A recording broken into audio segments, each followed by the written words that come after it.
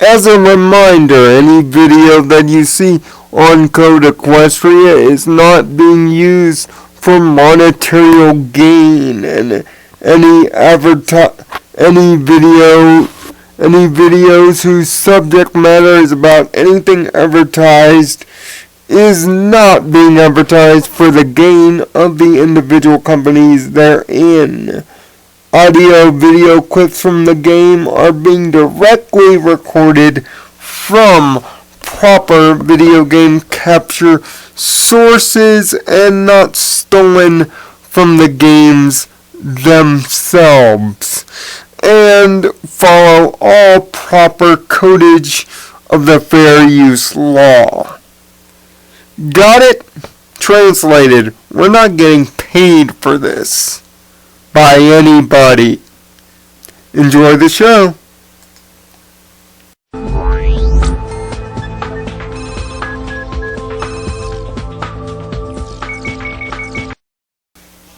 Heartwarming Evil. The proverbial Christmas episode. It's ironic that this great episode comes right after Well, and you already know how I feel about that. And there seems to be a constant problem, a Christmas cliche, if you will, based around the notion of the typical Christmas episode. Santa, reindeer, all the trappings wasn't about the importance of Christmas, That stuff. Every Christmas episode has it, but this one strangely doesn't.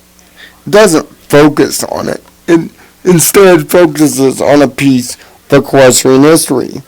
The place of the country / continent / whatever it could honestly be, my thought is country of Equestria.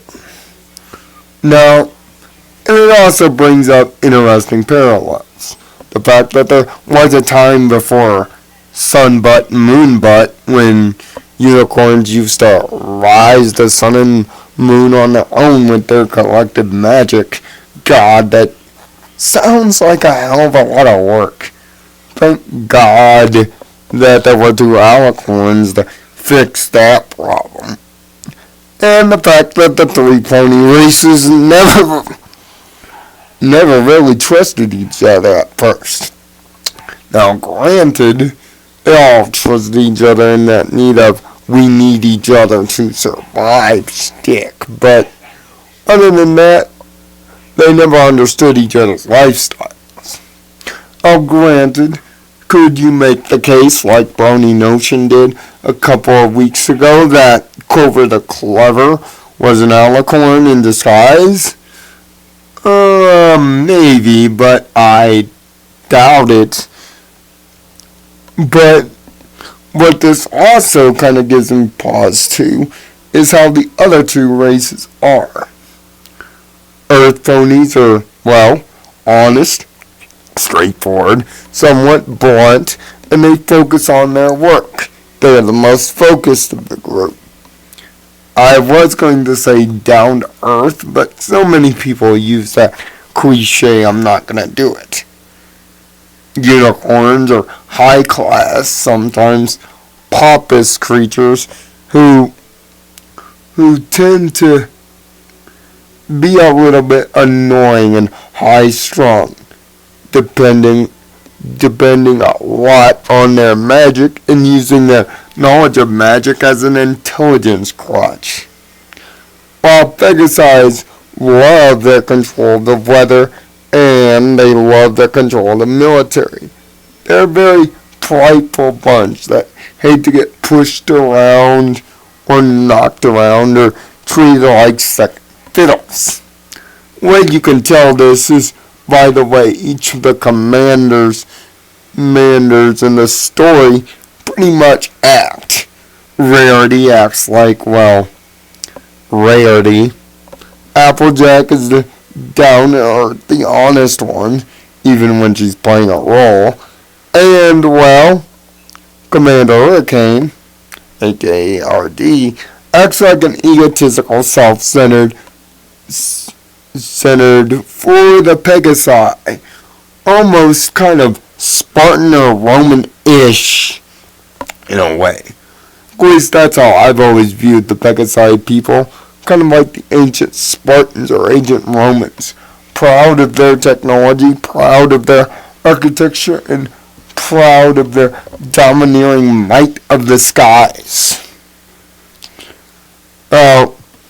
Another theory abounds when I get to Hearthwarming Eve.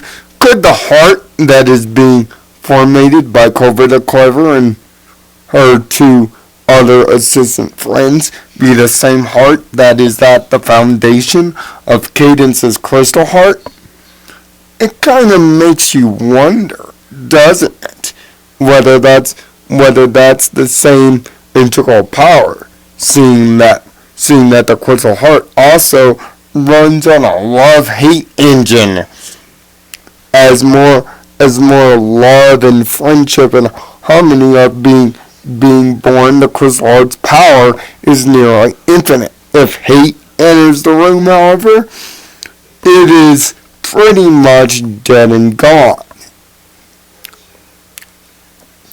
Now, if that's the case, then this would make Hearthwarming Eve a kind of creepy foreshadowing to the crystal heart, about close to about 24 episodes later.